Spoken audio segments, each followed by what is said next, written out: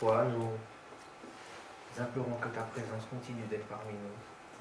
Tu nous as bénis de ta présence et nous voulons continuer dans cet esprit,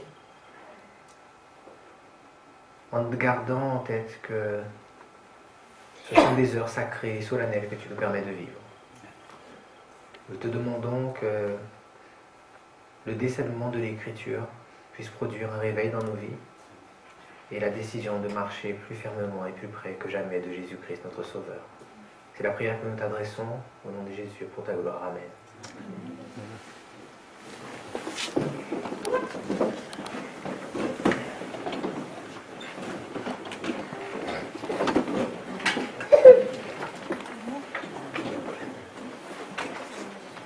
La Bible nous dit dans Apocalypse au chapitre 12,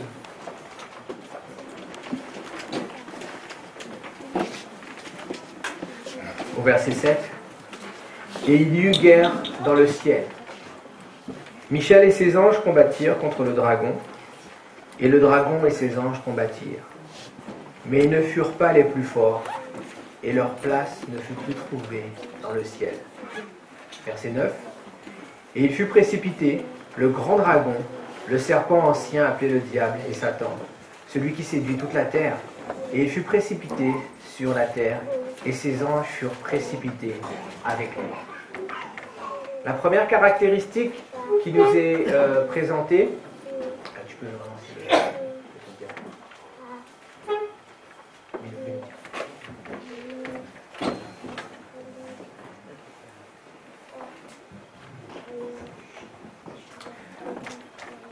La première caractéristique de Satan qui nous est présentée, c'est qu'il vient pour séduire. Et ce verset est la première référence dans la Bible de comment a débuté le conflit cosmique. Une histoire de suprématie entre Michael, Christ, et le dragon, Satan. Et lorsqu'il est précipité sur la terre, le dragon, le serpent ancien, on le retrouve dans Genèse au chapitre 3, allons ensemble dans Genèse, chapitre 3. Et la Bible déclare, dans Genèse chapitre 3, verset 1er, « Le serpent était le plus rusé de tous les animaux des champs que l'Éternel, Dieu, avait fait. Il dit à la femme, Dieu a-t-il réellement dit ?» Quelle est la première caractéristique du serpent donnée dans Apocalypse chapitre 12 ? Il séduit. Quelle est la première caractéristique donnée dans Genèse chapitre 3 ? Il était le plus rusé. Et comment fonctionne-t-il ? Dieu a-t-il vraiment dit ? Ici commence l'alpha de l'apostasie sur terre, l'alpha de la philosophie, l'alpha de l'exaltation de la pensée humaine. Et cela est le véhicule par lequel l'homme va rentrer en rébellion contre Dieu. Au moment où, dans son âme et conscience, Ève va décider que ce que Dieu a dit peut être interprété d'une autre manière, à ce moment, elle rentre en rébellion avec Dieu. Et lorsque son mari, voyant la condition d'Ève, va décider qu'il préfère plonger plutôt que de rester fidèle à Dieu, lui aussi, il se dit finalement, peut-être que Dieu ne va rien faire. Ainsi est introduit la grande apostasie, la chute qui a emmené à l'inimitié entre Dieu et l'homme.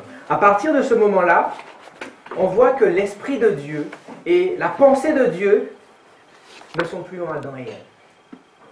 Lorsqu'ils étaient un, là où il y avait Adam, là où était Dieu.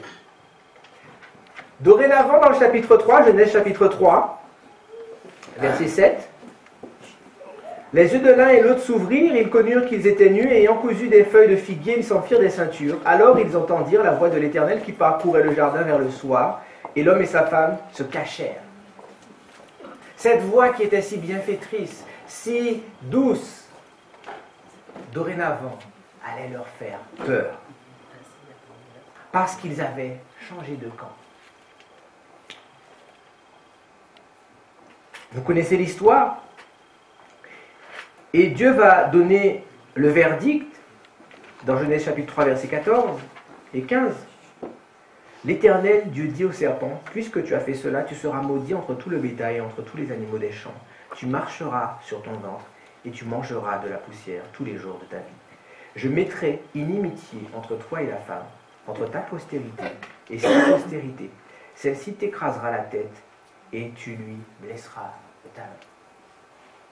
Ici, dans ce verset, est contenue toute l'histoire de la grande controverse, depuis le commencement jusqu'à la fin. Alors que Satan était venu pour détruire, pour corrompre, il n'avait pas prévu que Dieu avait une arme. Que Dieu n'a pas été pris au dépourvu par la rébellion. Et cette arme, vous la connaissez. Comment la femme va-t-elle obtenir la victoire sur le serpent? C'est à travers Christ. Christ et Christ seulement pouvaient racheter l'humanité déchue, l'humanité qui était passée de façon irréversible du côté de l'adversaire.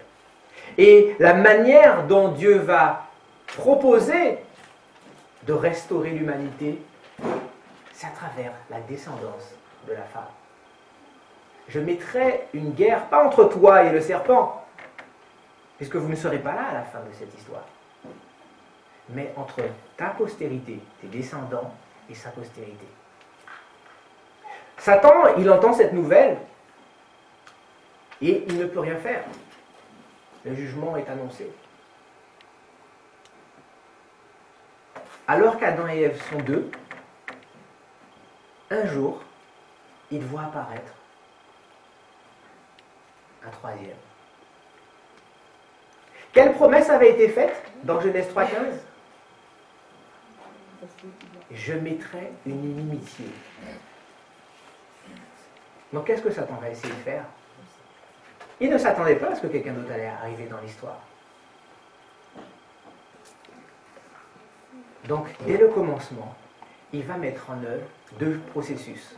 Soit il va essayer de corrompre, ainsi les descendants vont être de son côté. Et ceux qui ne pourra pas corrompre, qu'est-ce qu'il va essayer de faire ?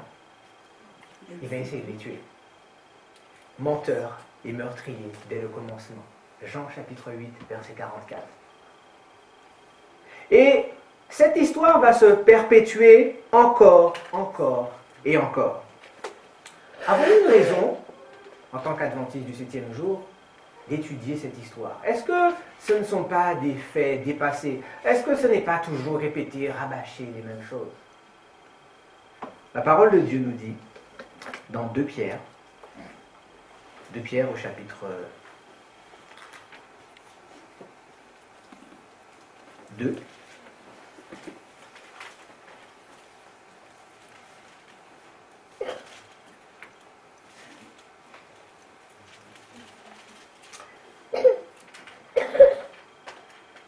à partir du verset 19. Et nous tenons pour d'autant plus certaine la parole prophétique à laquelle vous faites bien de prêter attention, comme à une lampe qui brille dans un lieu obscur. Y a-t-il un lieu qui est devenu obscur à cause du fait que le serpent a été précipité sur la terre? Eh oui. Jésus ne dit-il pas qu'une lumière n'est pas faite pour être mise sous le boiseau? À quoi sert la lumière? À éclairer. Et ce qui éclaire les enfants de Dieu à la fin du monde, c'est la parole prophétique, quoi qu'on en dise. 2 Pierre chapitre 2, verset 19. 2 Pierre 1, verset 19, excusez-moi. Et nous tenons pour d'autant plus certaine la parole prophétique à laquelle vous faites bien de prêter attention, comme à une lampe qui brille dans un lieu obscur, jusqu'à ce que vienne apparaître et que l'étoile du matin se lève dans vos cœurs. La parole prophétique est le fondement, la base et l'essence de la foi adventiste. Vous avez commencé déjà depuis hier, et nous avons commencé depuis hier des présentations sur les 7 sceaux, et nous allons continuer dans cette présentation-ci.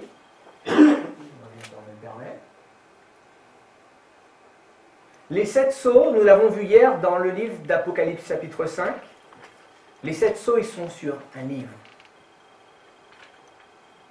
Et ce livre, le fait qu'il y a des sceaux dessus, signifie qu'on ne peut pas l'ouvrir. Et ne pouvant pas l'ouvrir, on ne peut pas le lire. Et nous devons comprendre pourquoi Jean va pleurer du fait que personne ne puisse lire ni comprendre ce livre. Sans doute, par la grâce de Dieu, demain, nous verrons cela. Nous avons déjà largement entamé les premiers sceaux, et ils sont représentés comme 4 chevaux. Et cela doit me permettre à l'instant d'introduire un concept que vous connaissez peut-être déjà. C'est que le livre de l'Apocalypse, il est structuré sur des unités de 7. 7 églises, 7 sceaux, 7 trompettes, 7 plaies, les 7 coupes de la colère de Dieu, les 7 tonnerres. Donc, il y a quelque chose que nous avons pu reconnaître dans le livre de l'Apocalypse.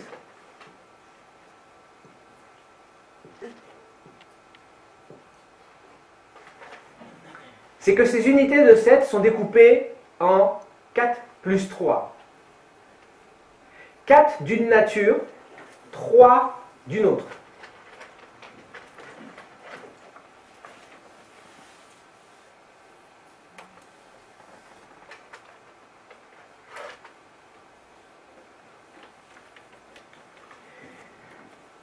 En effet, si on prend par exemple les 7 sceaux que nous sommes en train d'étudier, les 4 premiers, ce sont des chevaux.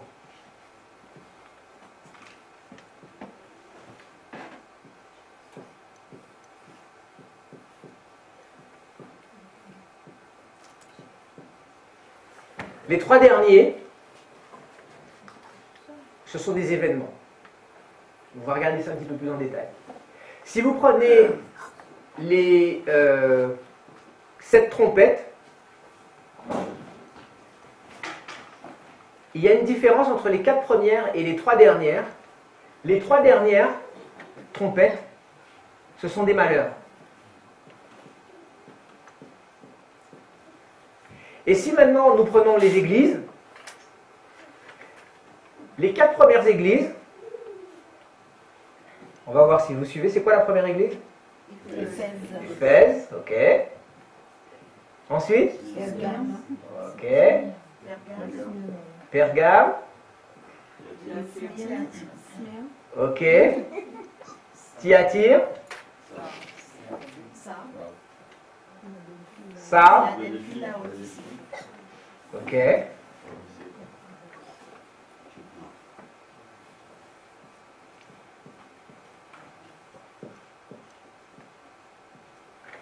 Il y a une distinction entre les 4 premières églises et les 3 dernières. Pour aujourd'hui, nous verrons celle-ci. Les 4 premières églises correspondent à l'ère apostolique, jusqu'à la fin du Moyen-Âge. Et les 3 dernières églises, ce sont les églises contemporaines des millénaires. Donc lorsqu'on regarde cette histoire des églises,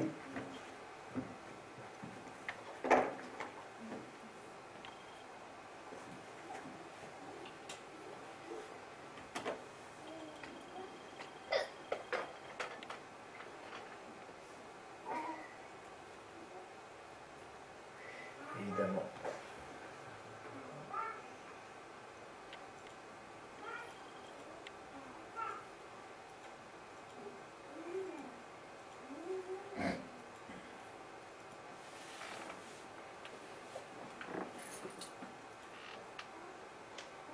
donc tout à l'heure, nous disions que la prophétie est le fondement, l'essence, le pilier de la foi adventiste. La sœur White déclare dans Évangéliser à la page 182 que la prophétie est le fondement de notre foi. Il faut prêcher la parole prophétique qui est le fondement de la foi des adventistes du 7e jour, qu'on expose soigneusement les prophéties de Daniel et de l'Apocalypse en rapport avec cette déclaration. Voici l'agneau de Dieu qui ôte le péché du monde. Amen. N'est-ce pas ça l'évangile? L'agneau de Dieu qui enlève les péchés du monde? N'est-ce pas ça l'œuvre de réconciliation, l'œuvre de restauration de l'image de Christ en vous et moi? Et rappelons-nous que Satan, il est meurtrier et menteur dans le commencement, et l'arme qu'il va utiliser, c'est la séduction. Et une de ces séductions, c'est que dans la Bible, il y a des choses moins importantes à étudier que les autres. Et devinez, quelle est la chose la moins importante à étudier?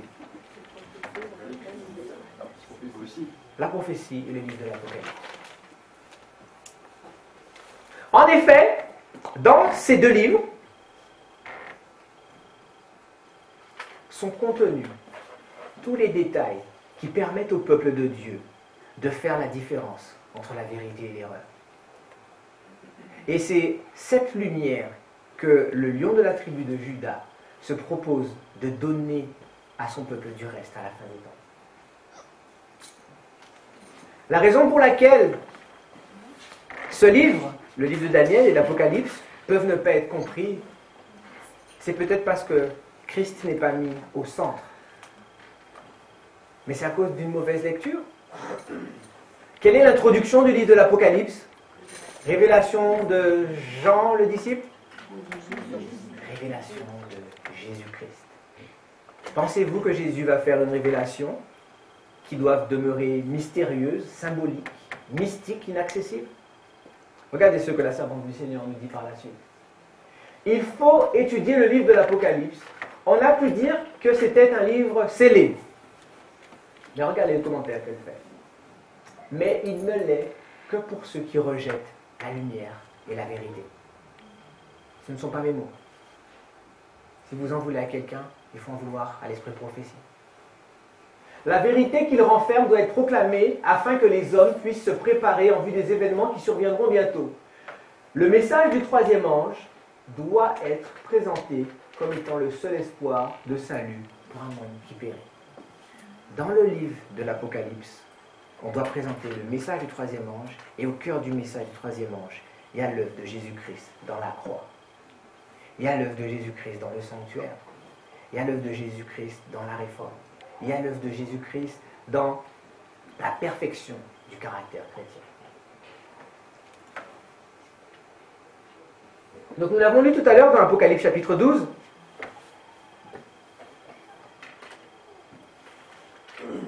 Il va y avoir une guerre entre deux postérités, la postérité du dragon et la postérité de la femme, et c'est ce qu'on appelle la tragédie des siècles. Donc ça c'est le texte de Genèse 3, verset 15. Et une des choses que Satan n'avait pas vu venir, c'est que Dieu allait réaliser son plan à l'endroit même où l'homme avait été déchu. Le plan de Satan, c'était que l'homme, ayant pris part avec lui, soit condamné à la destruction. Mais Jésus-Christ va proposer la restauration de l'homme par le ministère des hommes, pour les hommes. Et ça, c'est un pari. Dieu compte sur des hommes comme vous et moi pour restaurer son image, pour restaurer son honneur et pour travailler au salut des âmes. Et cela demande l'abnégation, le renoncement, l'oubli de soi-même. L'Église est la forteresse de Dieu, sa cité de refuge qu'il a placée dans un monde révolté. Toute trahison de sa part est une trahison envers celui qui a racheté l'humanité par le sang de son Fils unique. Dès les origines, les âmes fidèles ont constitué l'Église ici-bas. De tout temps, le Seigneur a eu ses sentinelles qui ont rendu un bon témoignage au milieu de la génération dans laquelle elle vivait. Et voilà la définition que la sœur White donne de l'Église. L'Église, ce sont les fidèles ici-bas qui, de tout temps, ont rendu un témoignage différent de celui de la génération dans laquelle ils vivaient.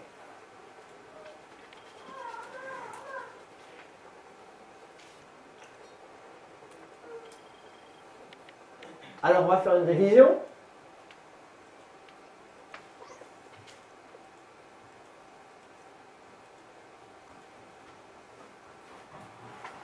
Donc vous avez déjà dit le nom des églises. Il y a une caractéristique qu'il est intéressante de noter. Je disais donc que les trois dernières sont distinctes. Alors, dans le message aux églises, tel qu'il apparaît dans Apocalypse, au chapitre 2 et 3, l'apôtre Jean adresse les églises à 7 églises littérales, les églises d'Asie mineure. Et cette histoire commence à la croix. À la croix, il va y avoir un mur de séparation. Le peuple anciennement élu va commencer à marquer la fin de son histoire. À l'an 31, relisez Matthieu chapitre 23, Dieu et Jésus prononcent une condamnation sur les dirigeants de son peuple. La porte de la grâce est fermée pour eux. Car ils ont complété, ils ont fait une alliance avec la mort, d'après les textes d'Ésaïe. Ils ont fait une alliance avec l'ennemi. Qui était l'ennemi? Rome. Rome était l'assiégeant, le colonisateur. Et à cause d'une vision erronée de l'Évangile, ils ont fait alliance avec l'adversaire et ils ont rejeté le partenaire. Donc cette histoire commence en l'an 31.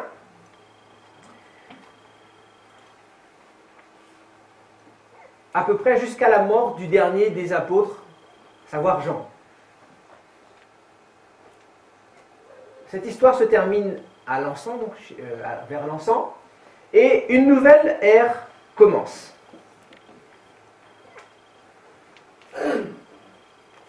Dans Apocalypse chapitre 2,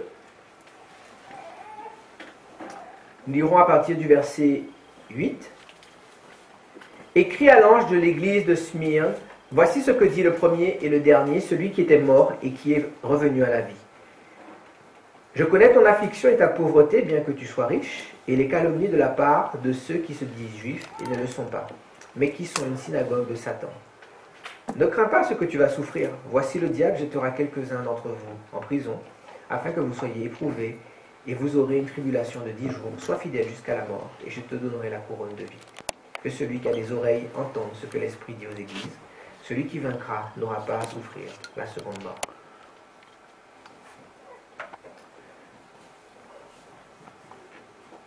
Une des choses qui est mise en avant dans l'église de Smyrne, dès les premières lignes, c'est que c'est une église qui va traverser une affliction. On sait, d'après l'histoire, qu'il y a eu 10 périodes de persécution dans l'Antiquité. Et la plus terrible d'entre elles a duré 10 ans. Et ces 10 ans correspondent aux 10 jours annoncés dans le livre d'Apocalypse chapitre 2. Donc cette église qui allait devoir traverser une affliction, elle avait besoin d'un encouragement. C'est ce que la Bible dit dans le verset 10.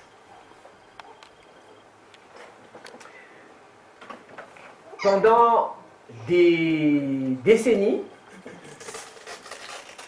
les chrétiens vont être jetés au fauve, ils vont être empalés vivants, ils vont être dépecés vivants. Tout ça pour avoir commis le crime de croire au Christ.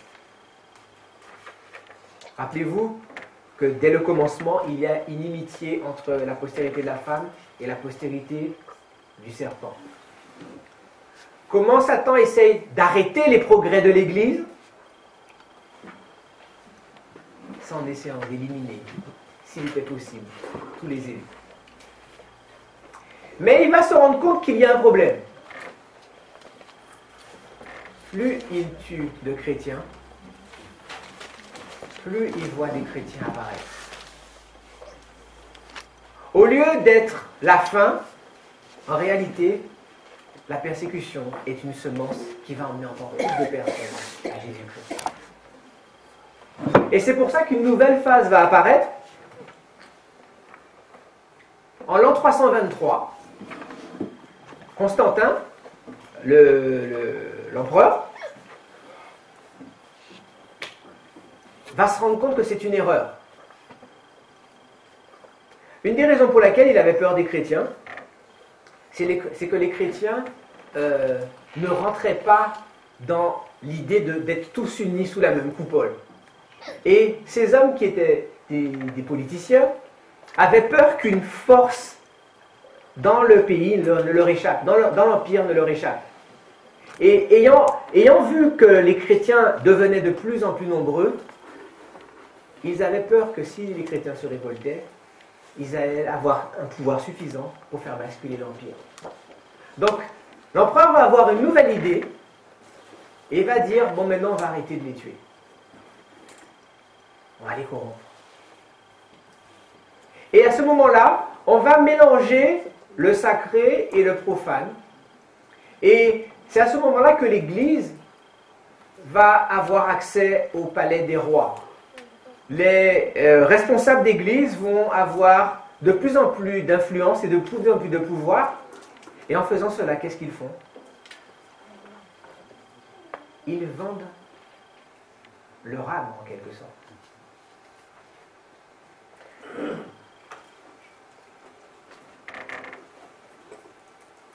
En 538 arrive une nouvelle phase de l'Église.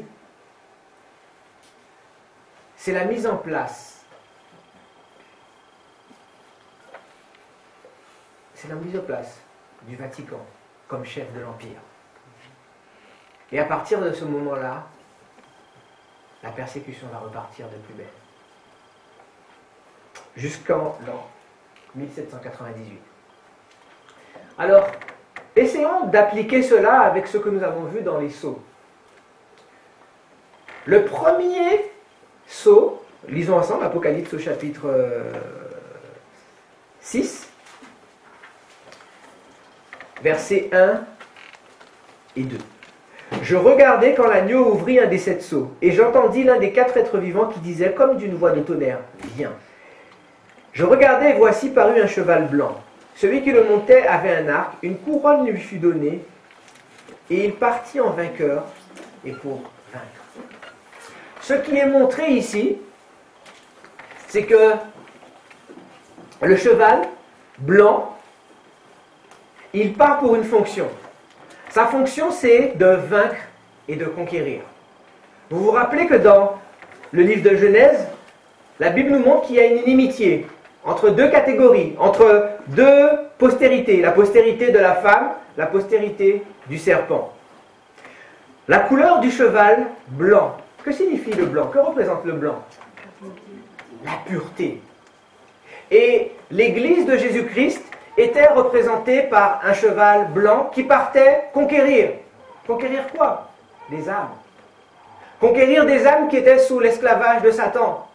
Ils emmenaient la nouvelle du salut en Jésus-Christ, la nouvelle naissance, la possibilité maintenant d'être en paix avec Dieu. Lisons ensemble le livre des Actes. Actes au chapitre 2.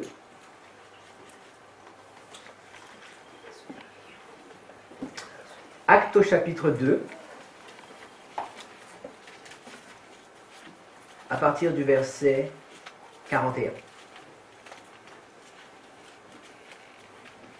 On pourrait même lire à partir du verset 37. La parole de Dieu déclare, après avoir entendu ce discours, ils eurent le cœur vivement touché et ils dirent à Pierre et aux autres apôtres, hommes, frères, que ferons-nous? Pierre leur dit, repentez-vous et que chacun de vous soit baptisé au nom de Jésus-Christ pour le pardon de vos péchés et vous recevrez le don du Saint-Esprit. Car la promesse est pour vous, pour vos enfants et pour tous ceux qui sont au loin, en aussi grand nombre que le Seigneur notre Dieu les appellera. Et par plusieurs autres paroles, il les conjurait et les exhortait, disant, sauvez-vous de cette génération perverse. C'étaient des âmes qui étaient sous l'esclavage, la domination de Satan, même s'ils ne le savaient pas. Et lorsque la prédication de l'évangile va leur être faite, les chaînes de Satan vont tomber. Et regardez comment ils vont vivre. Actes chapitre 2, au verset 41 et suivant. Ceux qui acceptèrent sa parole furent baptisés, et en ce jour-là, le nombre des disciples augmenta d'environ 3000. Je ne sais pas si on se rend compte. Qu'est-ce que ça représente, 3000? En une journée de prédication, 3000 âmes ont été arrachées du royaume de Satan. Et c'est ce que représente le cheval blanc qui va partir pour vaincre et conquérir. Lisons le verset 42 et suivant. Ils persévéraient dans l'enseignement des apôtres, dans la communion fraternelle, dans la fraction du pain et dans les prières. La crainte s'emparait de beaucoup, de chacun, et il se faisait beaucoup de prodiges et de miracles par les apôtres.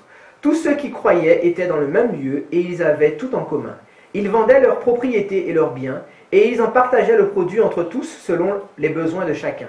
Ils étaient chaque jour tous ensemble assidus au temple, ils rompaient le pain dans les maisons et prenaient leur nourriture avec joie et simplicité de cœur, louant Dieu et trouvant grâce auprès de tout le peuple.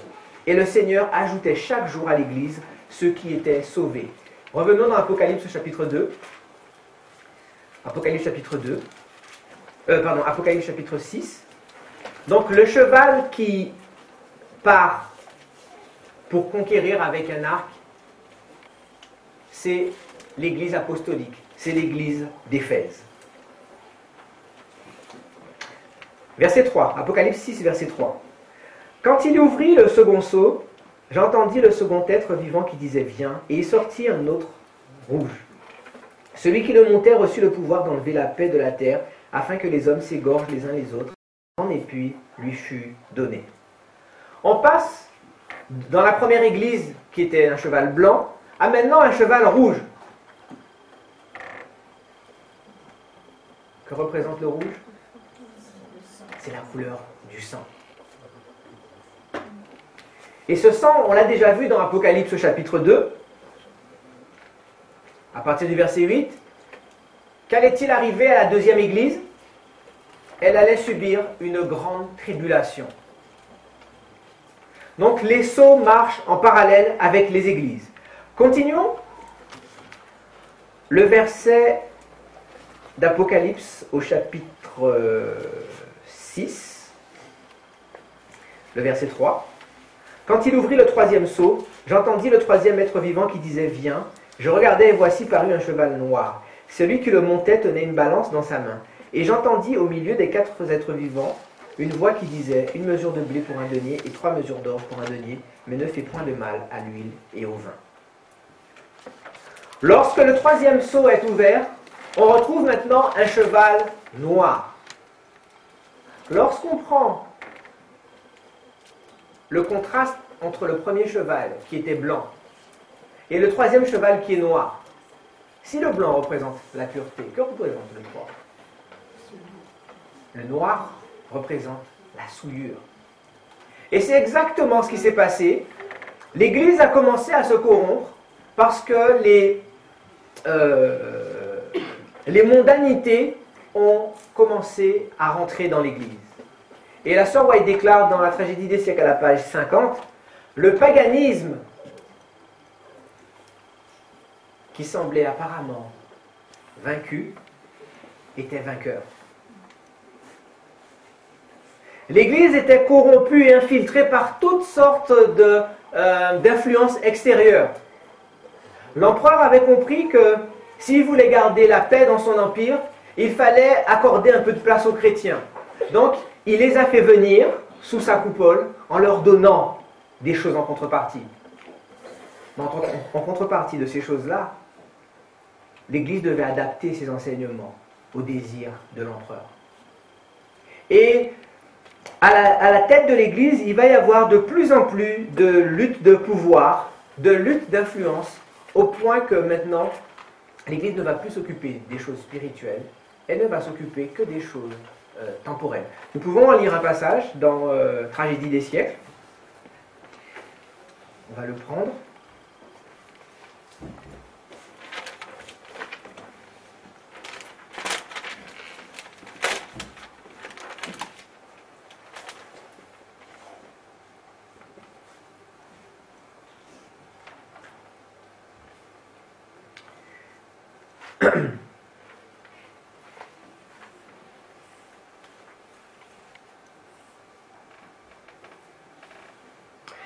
On va commencer à la page 49. Peu à peu, modestement et en silence d'abord, puis plus ouvertement, à mesure qu'il prenait des forces et recevait plus de crédit, le mystère de l'iniquité poursuivit son œuvre d'égarement.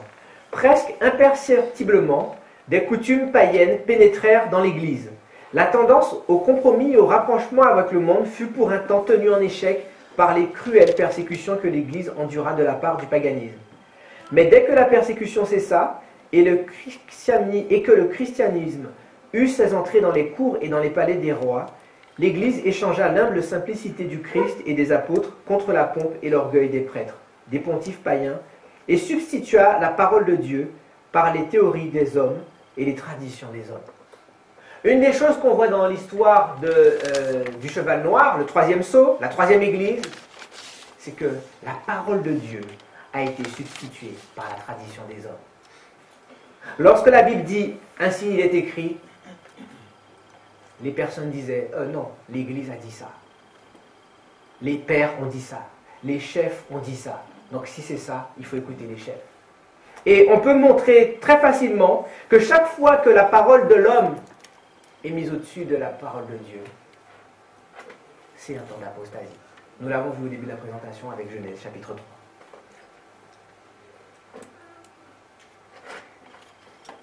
La prétendue conversion de l'empereur Constantin au commencement du IVe siècle donna lieu à de grandes réjouissances et le monde affublé des apparences de la piété pénétra dans l'Église. Dès lors, la situation s'aggrava rapidement. Le paganisme, apparemment vaincu, était vainqueur. Ses doctrines, ses cérémonies et ses superstitions se mêlèrent à la foi et au culte des disciples de Christ. Donc ça, c'est l'histoire de la troisième église, Pergame, et ça va de l'an 323 à l'an 538. Reprenons Apocalypse, nous sommes au chapitre 6. Et nous allons lire le verset 7 et 8. Quand il ouvrit le quatrième sceau, j'entendis la voix du quatrième être vivant qui disait « Viens ». Je regardai et voici parut un cheval de couleur verdâtre, certaines versions disent pâle. Celui qui le montait se nommait la mort et le séjour des morts l'accompagnait. Le pouvoir leur fut donné sur le quart de la terre pour faire périr les hommes par l'épée, par la famine, par la mortalité et par les bêtes sauvages de la terre. Cette période va s'étendre de l'an 538, comme vous voyez affiché ici, de l'an 538 à l'an 1798. Et la couleur pâle, livide, indique vraiment une condition spirituelle proche de la mort. À ce moment-là, les doctrines d'hommes ont complètement effacé la parole de Dieu. C'est le moment dans l'histoire où l'auto-exaltation dans la religion va atteindre son paroxysme. On n'a plus besoin de Jésus-Christ, il faut prier des saints. On n'a plus besoin du pardon de nos péchés par la foi en Christ, il faut faire des pèlerinages. Il faut payer des indulgences pour aller au ciel.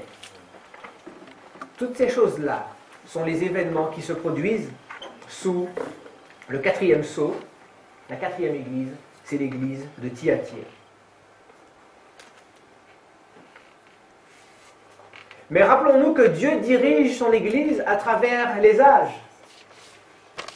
Dans toutes les lettres adressées aux Églises, Dieu s'adresse aux institutions de l'époque, et dans les institutions de l'époque, il s'adresse à son peuple. Nous le verrons un petit peu plus clairement plus tard. À l'issue du temps où allait dominer l'église de Thyatire, va arriver l'église du réveil. Le réveil est manifesté et il y a des précurseurs dans la personne des réformateurs. Les réformateurs vont être les premiers qui vont revenir à la Bible pour montrer que les dogmes de Rome sont contraires à la parole de Dieu. Et lorsque nous parlons de Rome, nous parlons d'un système, nous ne parlons pas des individus. La Bible ne met jamais une condamnation sur un individu. La Bible est claire afin que nous ne soyons pas sous le pouvoir d'entités qui ne sont pas dirigées par Dieu.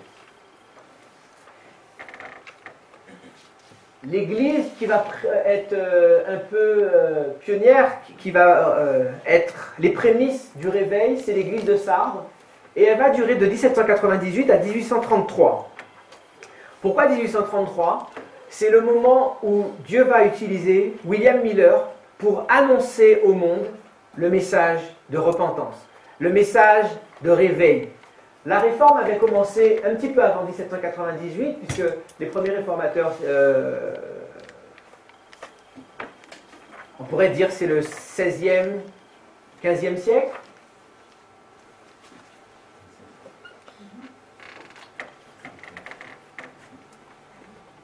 Mais dans l'église de Sardes, la réforme n'est pas complète.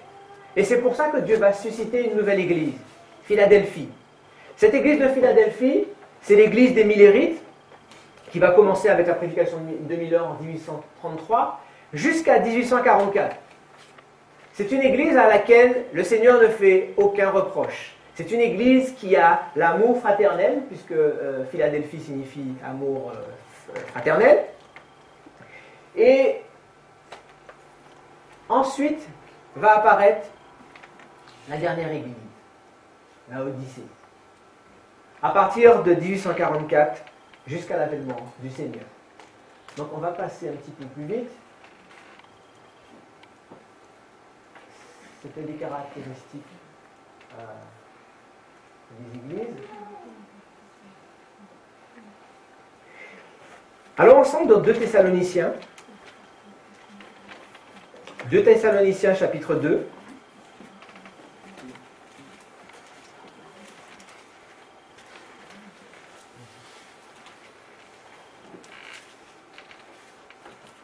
Nous lirons à partir du verset 1er. Pour ce qui concerne l'avènement de notre Seigneur Jésus-Christ et notre réunion avec lui, nous vous prions, frères, de ne pas vous laisser facilement ébranler dans votre bon sens et de ne pas vous laisser troubler, soit par quelque inspiration, soit par une parole ou par une lettre qui semblerait venir de nous comme si le jour du Seigneur était déjà là. Que personne ne vous séduise d'aucune manière, car il faut que l'apostasie soit arrivée auparavant et qu'on ait vu paraître l'homme impie, le fils de la perdition, l'adversaire qui s'élève au-dessus de tout ce qu'on appelle Dieu ou de ce qu'on adore. Qui est-ce qui va s'asseoir dans le temple de Dieu ? Verset 4. Il va jusqu'à s'asseoir dans le temple de Dieu, se proclamant lui-même Dieu. Nous le savons d'après Daniel chapitre 7, verset 25. C'est la même entité qui va espérer changer les temps et la loi.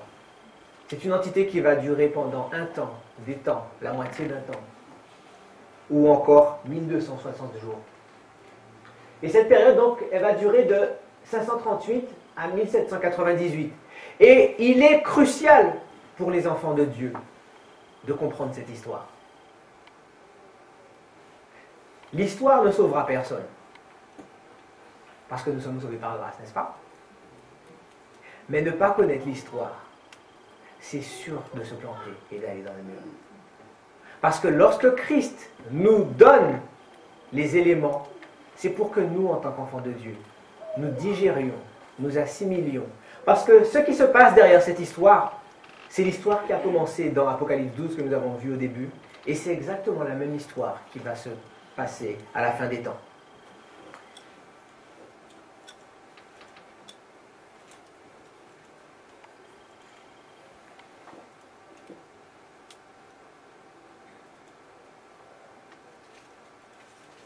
Donc, on va récapituler.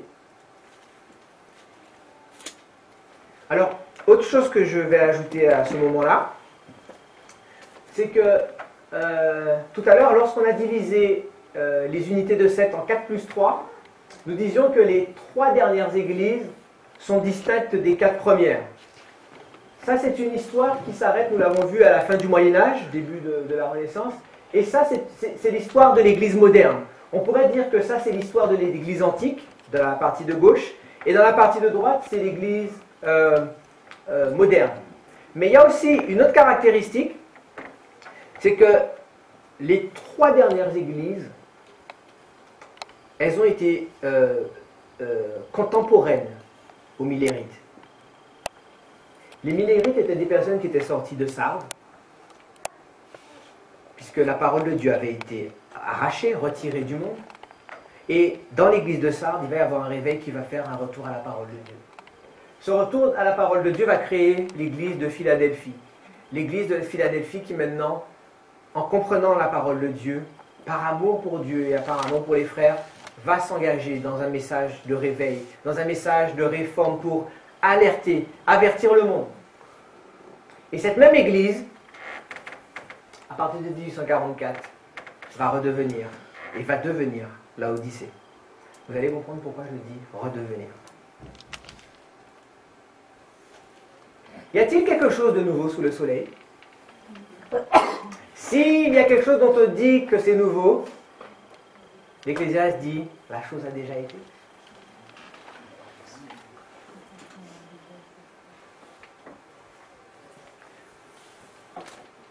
L'histoire des 7 églises ne commence pas avec l'église apostolique. D'un point de vue spirituel ou prophétique, elle commence bien avant.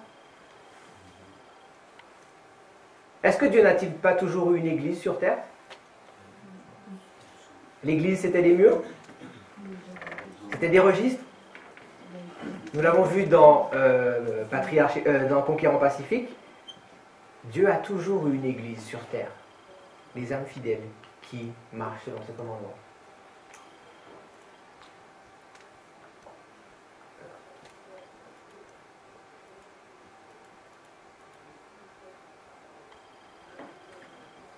Au mont Sinaï, Dieu va faire alliance avec le peuple d'Israël.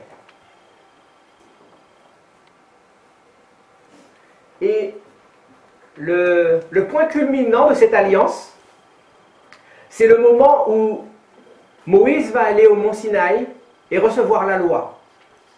Lorsque Dieu va donner les 10 commandements au peuple de Dieu, il va entrer dans une alliance avec eux et il va leur donner un ensemble d'ordonnances, un ensemble de lois, des bénédictions et des malédictions, et il va faire de son peuple particulier sur lequel son nom est invoqué. Vous vous rappelez quelle était la couleur du premier cheval dans Apocalypse 6? Cheval blanc. Une église pure et qui part pour faire quoi? Vaincre et conquérir. Cette nouvelle église qui va naître au mont Sinaï, c'était des esclaves avant, non? En Égypte? Que représente l'Égypte? Le monde. Les personnes qui sont délivrées grâce à la proclamation de l'évangile par les apôtres, ils étaient où avant? Ils étaient dans le monde. Ils étaient étrangers. Ils étaient ennemis de Dieu. Et lorsque Dieu va susciter le peuple d'Israël en tant que peuple, il va les emmener en Canaan. Et si vous prenez une carte géographique de la Bible, vous verrez que l'endroit où Dieu a implanté Israël, j'utilise le mot implanté, il a fait une greffe, c'était pour qu'à partir de cet endroit-là, toutes les nations environnantes soient contaminées par l'Évangile.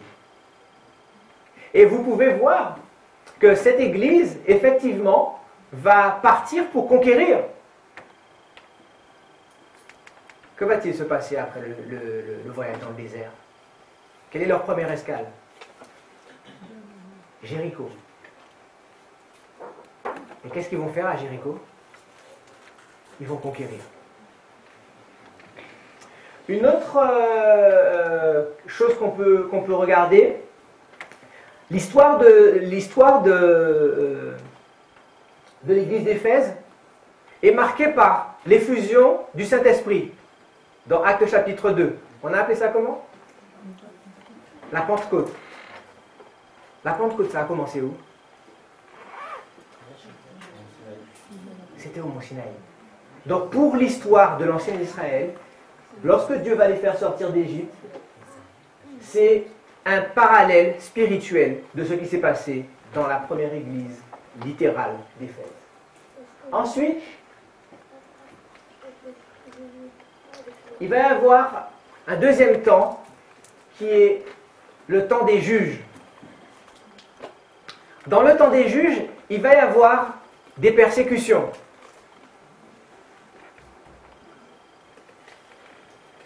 Il va y avoir des guerres, notamment contre les Philistins. Mais ce qu'on peut commencer à voir, c'est que ces persécutions et ces guerres qui arrivent, c'est une conséquence du fait que le peuple de Dieu commence déjà à s'écarter des lois de Dieu. Si vous regardez le livre des Juges, notamment le chapitre 6, lisons ensemble, Juges chapitre 6.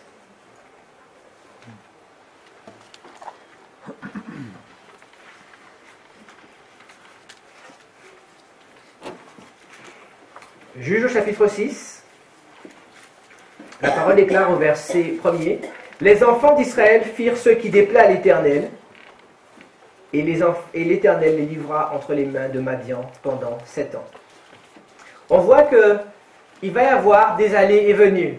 Dieu va susciter un juge, les enfants d'Israël vont être fidèles. Le juge va mourir, ils vont repartir dans l'apostasie. Donc, ça c'est le parallèle de l'église de Smyrne. La troisième église arrive, d'un point de vue toujours symbolique et spirituel, c'est le temps des rois. Qu'est-ce qui va se passer dans l'ancien Israël? Est-ce que Dieu voulait qu'Israël ait un roi? Dieu voulait diriger son peuple directement. Et si on lit 1 Samuel chapitre 8, Dieu va dire dans 1 Samuel chapitre 8 tous les inconvénients qu'il va y avoir à avoir un roi. Le roi va prendre vos terres, le roi va prendre vos fils, il va prendre vos serviteurs, il va vous spolier. Mais qu'est-ce que le peuple va dire? On ne veut rien entendre, nous voulons un roi. Et à partir de ce temps-là, prenez le temps de faire cette étude-là. Prenez le nom de tous les rois d'Israël. Et vous verrez combien n'ont pas tourné le dos à Dieu. Combien sont restés fidèles. Je vous lance ce challenge. Étudiez-le pour vous-même. Et une des choses qui va se passer sous la direction des rois, c'est que c'est à ce moment-là que le paganisme et l'apostasie va rentrer encore plus dans l'Église. Qui est-ce qui va faire rentrer les maisons des idoles dans le peuple d'Israël? N'était-ce pas les rois? Que va faire Salomon? Que va faire Jéroboam? Que va faire Akab? Tous les rois vont mélanger le sacré et le profane, faire des compromis qui vont emmener maintenant le peuple de Dieu dans une situation de ténèbres. Qu'est-ce qui va suivre ensuite? Une déportation pendant 70 ans. Le peuple de Dieu va être emmené captif à Babylone. À la fin de cette captivité, il va y avoir un réveil. Ce réveil, il est préfiguré par Daniel. Daniel chapitre 2. Je tournais ma face vers l'Éternel, je cherchais par le jeûne et la supplication. Je compris par les livres le nombre de temps qui devait s'écouler par rapport à la prophétie du livre de Jérémie. Merci. Et un réveil va être initié. On va voir Esdras et Néhémie qui vont travailler à la préparation et la reconstruction du temple. On retrouve Philadelphie.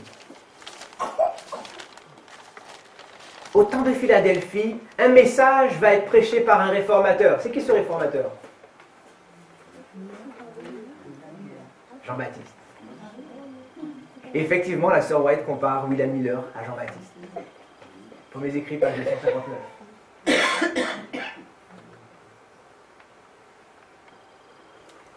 Un message qui est censé réformer pour faire quoi? Préparer. Voici la voix de celui qui crie au désert pour préparer les sentiers de celui qui va venir. Et comment se termine l'histoire de l'ancien Israël? La Odyssée. Parce que tu n'es ni froid ni bouillant, je te vomirai de ma bouche. À partir de ce moment-là, le peuple de Dieu va dire, nous n'avons pas d'autre roi que César. Jésus-Christ, tu es notre ennemi, et César, tu es notre ami. C'est l'œuvre du mystère de l'iniquité, mes amis. Et c'est ce que nous verrons par la grâce de Dieu, dans les présentations suivantes. La raison pour laquelle nous devons comprendre ces choses, c'est parce qu'elles sont salutaires. Une autre chose qu'on va ajouter avant de terminer,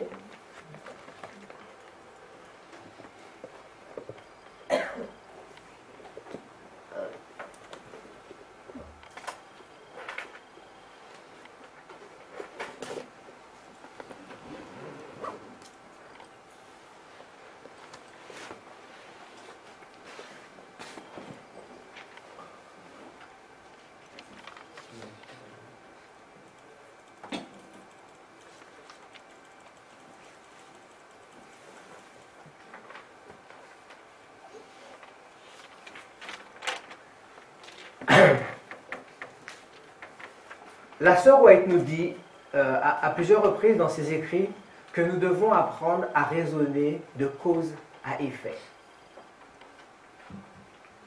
Et lorsqu'on étudie le livre de l'Apocalypse et le livre de Daniel, et toute la Bible en général, nous devons comprendre ce principe de cause à effet. Le premier cheval, il est blanc, la pureté.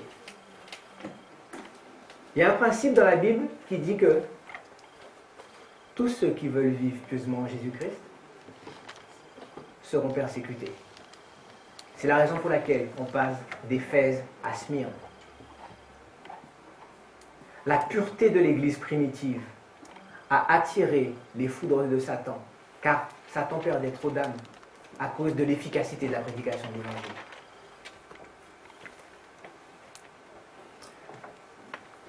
Pourquoi passe-t-on de Smyrne à Pergame? Satan se rendant compte que plus il tuait de chrétiens, plus des gens devenaient chrétiens. Il a dû adapter ses armes. Et nous arrivons à l'église de Pergame.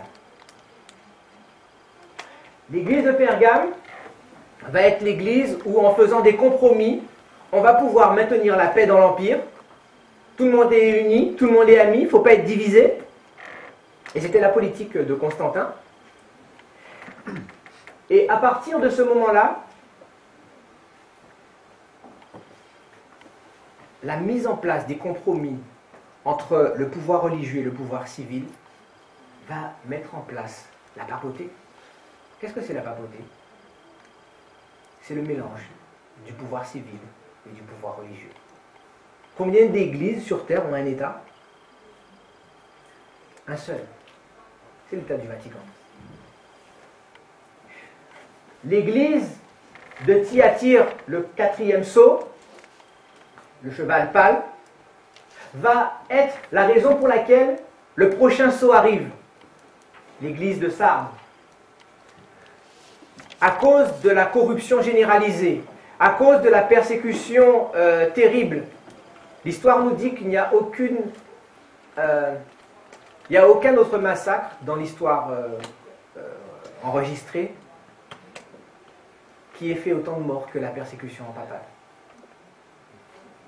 La Deuxième Guerre mondiale, la Shoah, les génocides modernes n'ont pas fait autant de morts que les 1260 années de règne papal.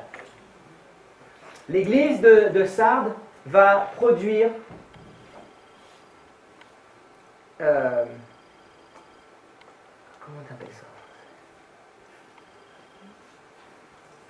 Précurseurs. Les précurseurs du matin.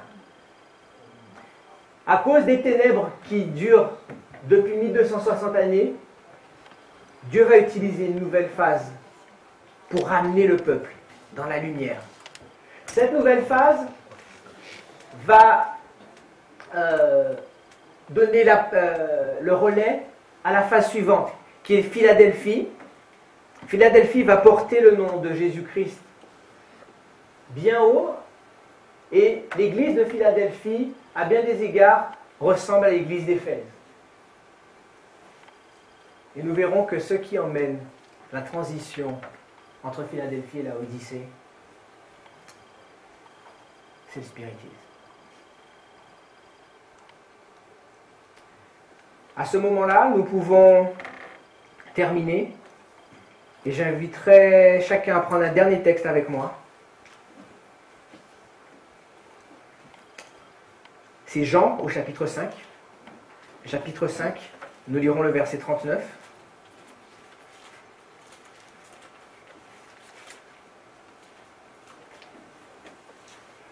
Vous sondez les Écritures parce que vous pensez avoir en elles la vie éternelle.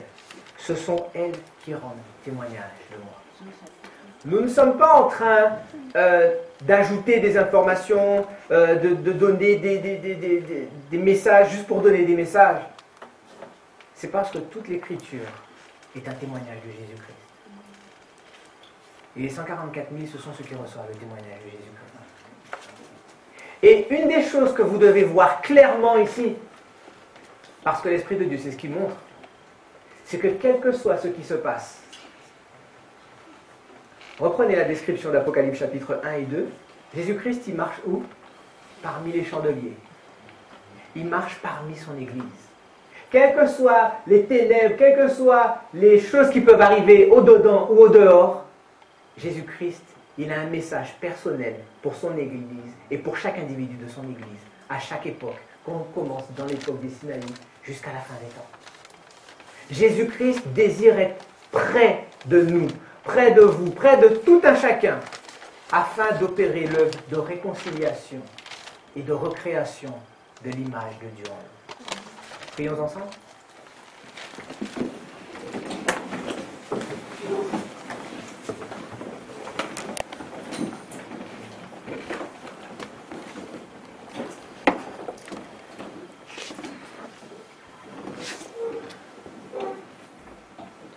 Seigneur, nous te remercions de ce que tu nous as choisi. Ce ne sont pas nous qui t'avons choisi, mais c'est toi qui as choisi que nous soyons ton peuple, Seigneur. Nous ne comprenons pas toujours le privilège et le devoir que cela nous donne, Seigneur.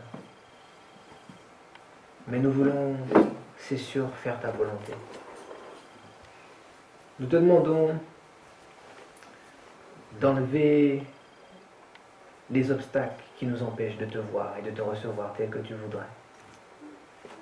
Nous te prions pour ton peuple et ton Église, que tu chéris plus que toute autre chose, car tu as donné ta vie pour ton Église. Et à cet instant, je te prie pour que ces messages puissent nous permettre d'être plus près de Jésus-Christ, de choisir de prendre position dans l'Église de Jésus-Christ, de ne pas être séduit par le mystère de l'iniquité, et d'être un témoignage de bonne odeur, afin d'attirer à toi ceux qui n'ont pas encore entendu ton évangile, ceux qui ne sont pas encore entrés dans la bergerie.